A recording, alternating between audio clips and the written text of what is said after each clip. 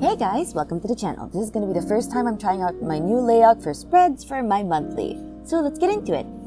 I don't really have a theme for this year since it's really stressed me out trying to make sure that I have a theme that I like that also fits into the overall theme of the year. So I'm just going to vibe everything out. This first one is inspired by the design on the journal I'm using. So I'm going to go for a rose gold art deco-ish feel. I mixed the peachy rose gold paint off camera that I set aside, and now I'm thinning it out because it did dry out over time. Okay, I did mention making a new set of spreads, and it's mainly for speeding up the process and preventing decision fatigue and stress. The usual order of my bullet journal are cover, monthly, timed weekly, habit tracker, and then sleep and exercise tracker. After making spreads like that for 2 years now, I realized some problems with that system. When making spreads, it was really stressful for me to make the habit trackers, which delayed the process a lot. I like to have a habit tracker that fit like everything, but also looked nice and matched the theme, and I had to figure out what background or design I needed for the sleep and exercise tracker. Overall, this just made it difficult for me to make spreads because I was just paralyzed by decision making, and I want to make things easier this year. The main reason why I wanted to change up my spread design is my return to face-to-face classes, which means I'm going to be spending a lot less time at home, and I'm going to have less flexibility with the time I have in general. With all of this, I really wanted to minimize the systems I've been using and really trimming it down so I have less to worry about and making it easier for myself to make spreads. So you might see some plan with me in the future where I'm just working on the spreads in the library. I'll explain the new spread when I get to it. For the cover, I'm just going with a general art deco-ish shape. I start by painting January in the middle of the page and outlining it with a metallic pink pen. I'm not a big fan of the outlining, but I thought that it would just clean up the edges. Going with the rose gold and moons vibe of the actual journal, I painted moons on each corner of the design.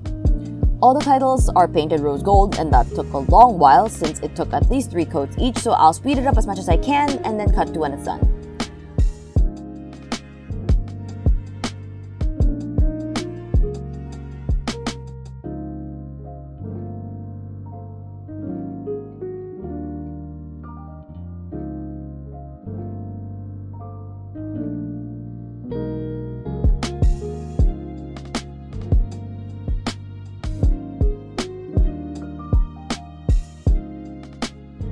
I've done some work off camera, and that's why I have my cutting mat out.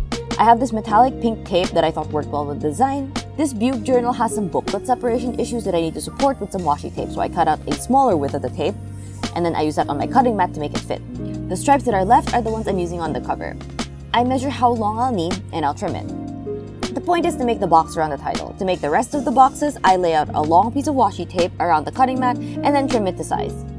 I make very small cuts off the tape to make the boxes around the moons. There's these 2 art deco-y shapes on the side that I need to cut tape to fit. I also think it's super limiting and time consuming to make everything out of tape, so I'm doing parts of it with just a metallic pen. So I make this long diamond-ish shape on the edge and sketch some layers to it. There's also some separation lines that don't make it look so plain. Some layers have more separation lines, some have less. It's really hard to explain this because it's something I got off vibes and some reference photos of art deco photo frames. There's also these 2 diamonds above the shape, so I went for the same vibe of dividing the thing into lines and a separation line, but I also added a curved shape on the inside to bring in more circles to match the moons and the other design element later. Above the shape, I add these half circles I made using a protractor. I make these sunbursty things extending from the middle, then I use a larger protractor to make a border around that original circle. I thought of keeping it on the plainer side, so that's it for the cover. I'm not changing anything for the monthly. I think it works fine as it is, so I start by adding my top washi tape, which is the same metallic pink from the cover, then trimming it to the size. I use my fake micron pen to make the calendar. The pen says 01, but that's not an 01 pen by the lines that it makes, but it's still a fast-drying black pen, so I use it as a line color. I make dates on the calendar with a metallic pink pen so they stand out. Referencing my previous bullet journal for the color code, since it's still within the finals week of UP, I use the ones from the first semester. I line up the pens that I need and write them down, and I do the same for the highlighters, which just makes it easier to remember the colors. I got the stencil that came with this journal, and I use it to make a small moon at the side of the title, and I just color that in with a pink marker because I just don't want to wait for paint to dry again. To make an interesting shape to decorate the monthly, I take a folded piece of paper and try to make another diamond-ish shape. This is made in the same way as the ones on the cover, so I do some preliminary sketches, but I also kinda winged it, so I can't really walk you through how I made it, and that's it for the monthly. Now we get to the new spread. I made this spread to be super jam-packed with things I'm gonna need for face-to-face classes and as a replacement for the habit tracker spreads. It's gonna be weird because I made this spread for week 2 first and not week 1. I start by writing the week number under the title, then I take a marker and make title boxes. These are then labeled by category. Then I separate the columns by using my metallic pen. If you've seen my video on my planning system, I'll link it at the top right. I have a weekly to-do list that breaks down larger tasks into smaller ones and allows me to more easily slot it into my schedule. I usually make it on a smaller piece of paper that I place above my workspace. I wanted to add that into my actual spreads this time since I don't have a stable workspace on campus and I'm less likely to lose it since it's already in the bullet journal. The categories are new though, and I hope they help more with the organization. On the bottom right, there's a chart tracker that I plan to replace my sleep and exercise tracker with. Since I'm gonna have a more regular schedule, because I have to get to class and not just wake up, I need less of tracking when I wake up exactly and more of how much sleep I've actually had. So the bottom just has the days of the week and the side just has a number from 1 to 12 for every dot. The things I'm using that for are sleep, mood, productivity, stress, and activity/exercise. The other habit tracker is just tracking the same habits I've tracked before, but I did remove one, which is the mood tracker section, and you'll get why later. But that's just 11 sections. I write the days of the week above that. Under the habit tracker, I make the finance tracker. So there's a general in and out section to just help me see how much money I'm actually spending per day and how I can learn to control it better. There's also a larger set of boxes on the left side of the page, and that's just the day recap section. The box is actually for a mood tracker, which I'm gonna color in with the moods that I'm feeling that day. And on the space beside each box, I'm gonna give a little recap of what happened in the day because right now days seem to blend together and I want some time to reflect. I don't know what to call this spread yet. Currently as a whole, I've been calling it the weekly list. The left side is the week prep and the right is the week recap, but that's the new spread I made that should hopefully make answering everything way easier. The weekly is the same format as I've been making. Nothing's really changed about this. I love my timed weekly spread. The corner calendar highlight is a new dusty pink mildliner, black for the days of the week, and vintage pink for the calendar itself. I get the black pen and use it to make the shows box under the calendar, and I'm watching at least 34 anime this winter 2023 season. For the time labels, I alternate between the vintage pink pen and the metallic pink pen because I want to bring the metallic in but not too much. I section the top to add the days of the week in pink, then the dates of the top on them in black, if that makes any sense. Right now, I'm actually not sure if I prefer the dates / the numbers to be bigger or the days of the week, so I'm going to experiment with that in the future spreads.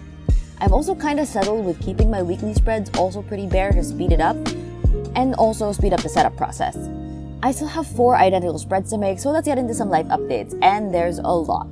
So yes, I'm hopefully back to uploading after being very inactive for most of December, which is kind of a problem YouTube-wise because December vids usually get the most views, but it was a good decision mental health and stress-wise.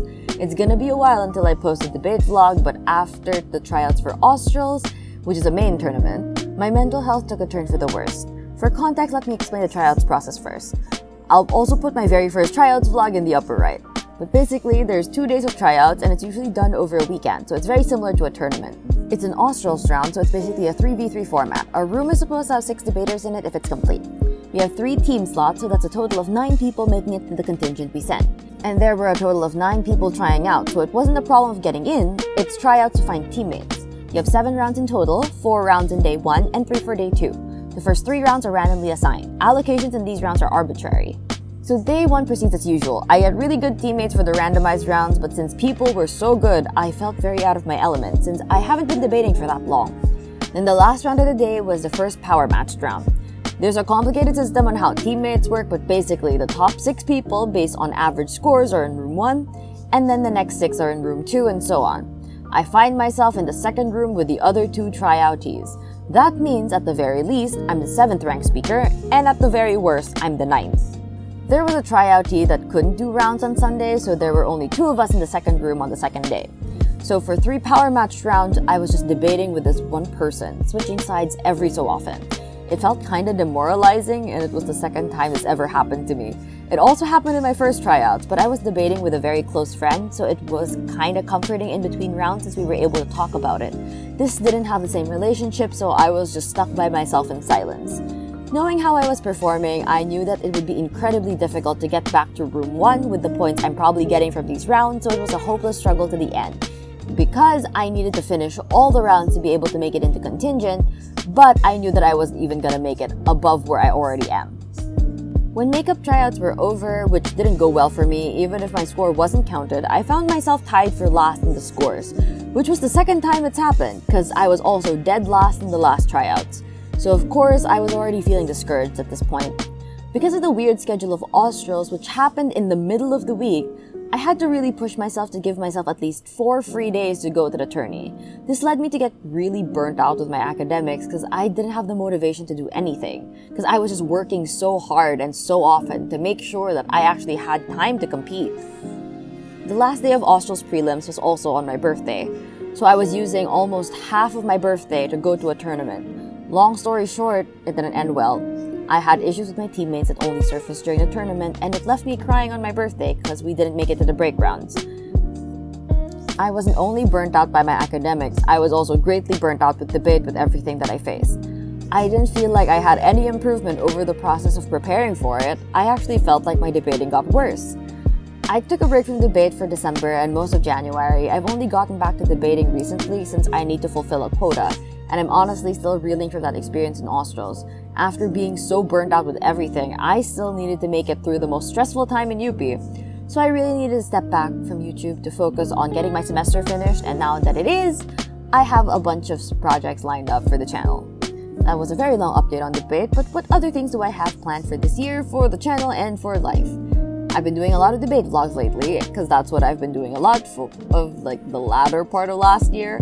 Of course, I'm still gonna upload those vlogs that I recorded but haven't edited yet, and I'm still thinking about vlogging my first week back on campus, since I want to enjoy my first week back without thinking about vlogging, so it might be better to vlog when I have my schedule a bit more secured. The first week is probably gonna be hectic since I'm still figuring out my way and preparing for classes, but I'll probably upload a vlog about face-to-face class in UP eventually. I just don't know if I wanna subject myself to the first week I'm adjusting with everything and I'm vlogging, or I wanna do it when I'm a little bit more set in my ways. With face-to-face classes, I'm also able to do regular study tube style videos, the what is my pencil case, what is my backpack, my morning routine type of videos. So I'll figure out times to film that as well. I've also gone thrifting a few times last year, and I've really enjoyed what I was able to get, so I might do a video showing you guys what I was able to buy for the last few trips I took. I also have a very exciting project that I'm working on right now, which is making a new cosplay. I really missed cosplaying, planning out an entire outfit, making the props, and this is probably my largest cosplay since I'm modifying an outfit heavily and I'm probably going to use a sewing machine for the first time. It's also the first time I'm going to be using EVA foam for things, which is super exciting. It's going to be a long project, so that's just going to go in the background until I'm ready to upload it. Maybe even in parts, because that's gonna be a large project, but I'm still super duper hyped for it and even more hyped for you guys to see it. I'm not sure if I'll make it in time for a convention, but we'll see. The rest of this year is also gonna be super crazy for me with a bunch of projects coming in super early in the year. I've been tasked to lead my first tournament for my debate org and it's pretty scary. Even if I've headed full events before, I'm not sure if my style matches with how the rest of the people in the team work. I also have no idea how tournaments function, so I have to figure that out as I go. That's probably gonna happen in April, then shortly after that. My other org is having another large event in July that I'm also co-heading. That's why this semester is gonna be a lot, because I'm also planning to do other things. So I think you guys understand why I need to maximize being able to finish spreads as quickly as possible just to cut down on the workload. Anyway, here are my spreads for the month. I hope you guys like the new format of spreads that I made. I really want to up the efficiency of it in terms of filling it out and making them. What new videos are you excited for, and what do you guys think of the spreads? Any suggestions for monthly themes? Leave them in the comments below. If you found this video interesting, hit the like button. If you want to see more videos like this from me, just hit the subscribe button and the bell to know when a new video is out. I try to upload every week, Monday nights at 8. I guess that's all for this video. Bye guys!